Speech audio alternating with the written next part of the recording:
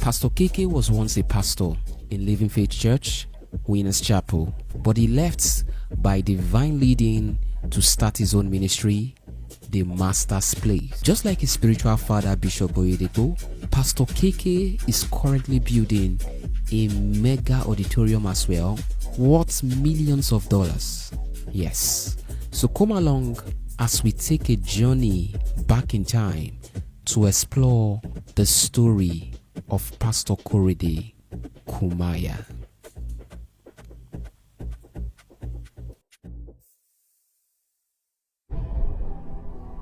So Pastor Korede started as a regular student at Ogun State University, where he encountered Christ.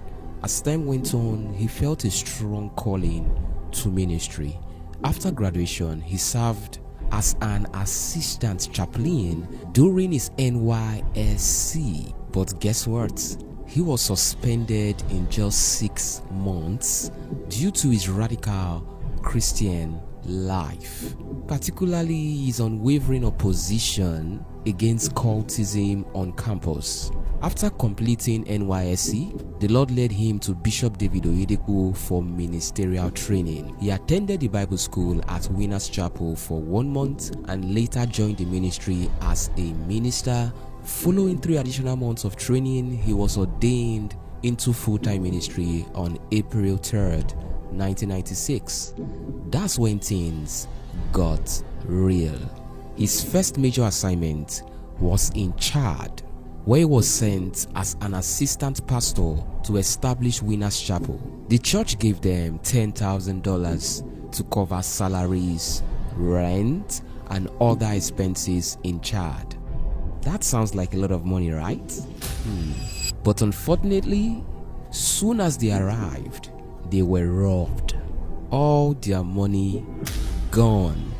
It was so embarrassing that they could not call the headquarters for help.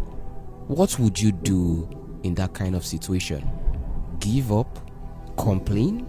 Not Pastor Korede and his senior pastor. They went ahead in faith. They preached, prayed, and guess what? Revival broke out so much that they even converted the Prime Minister of Chad to Christianity. Yes. The revival was so incredible that Bishop Oyedepo had to send in people from the headquarters to confirm this unbelievable progress. Natural provision. Now, this final phase of the story is very important. You cannot afford to miss any second. Here is what happened. After years of serving Bishop David Oyedepo, God began to speak to Pastor KK about launching his own ministry. But there was one problem. How would he tell Bishop David Oyedepo? God said, don't resign. You will lose your relationship with him. But wait, I would make him open the door for you to go. So he waited, and then, out of nowhere, Bishop Oyedepo shocked everyone.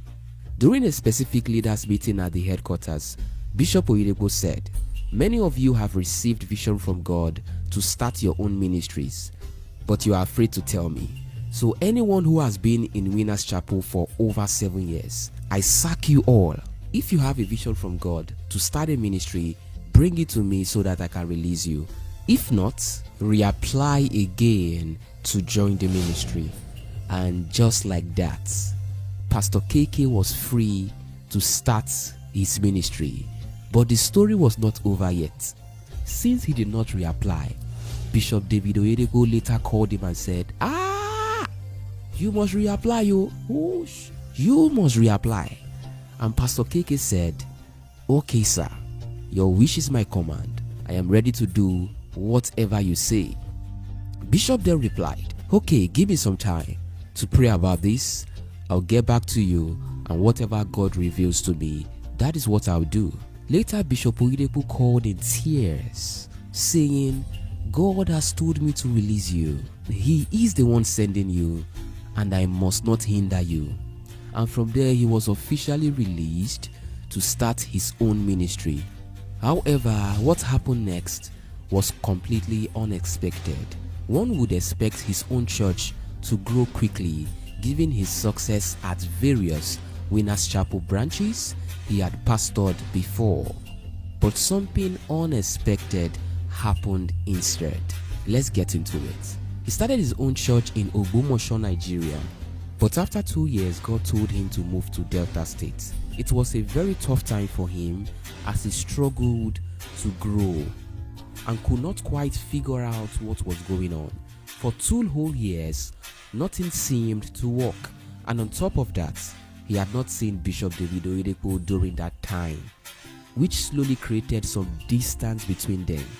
As time went on, Pastor KK was invited to speak at a church conference in Lagos. After the conference, the Lord instructed him to visit Bishop David Oyedepo and give him all the money he received in that conference as an honorarium. Pastor Korede followed God's command.